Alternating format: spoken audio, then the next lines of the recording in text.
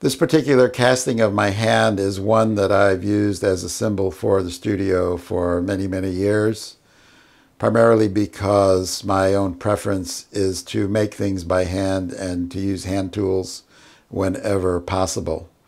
So things being made by hand are very important in the whole process of my art making. Okay, now that we finally made it out to the studio proper after getting through 22 years worth of memorabilia, it's not over yet, because now we're just getting down to where the work actually happens and things are made. Two of my favorite pieces out here are the concrete tablets that I cast in 1990. One reads simply "Word" and the other is "Deed." As we see by looking at the first tablet, words are easily eroded, corroded, and disassembled, whereas deeds are golden. So the contrast between word and deed is self-explanatory with the two tablets, deeds being golden. Another of the pieces that people refer to quite frequently are the Ali piece hanging on the back wall, which is actually black tar paper with brass upholstery tacks.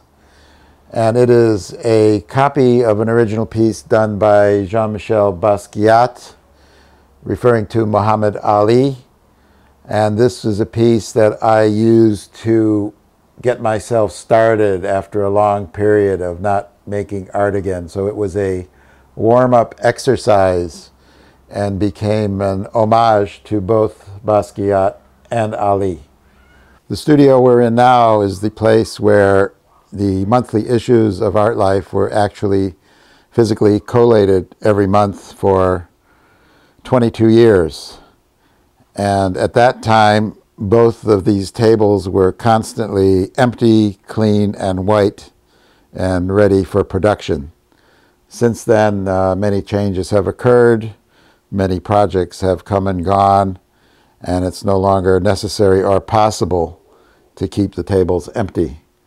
However, this one table in the studio is the same table that was used for all 25 years. It's traveled back and forth across America twice, going from coast to coast, back and forth again, before arriving in Ventura. And so every month for 25 years, this one particular table had 10,000 pieces of paper stacked on it. So what we have here is a representation of that accumulation of pages on this same table in a drawing that I did after 20 years of collation. So the table holds exactly 44 stacks of 8.5 by 11 pages, 4 stacks front to back, and 11 from end to end.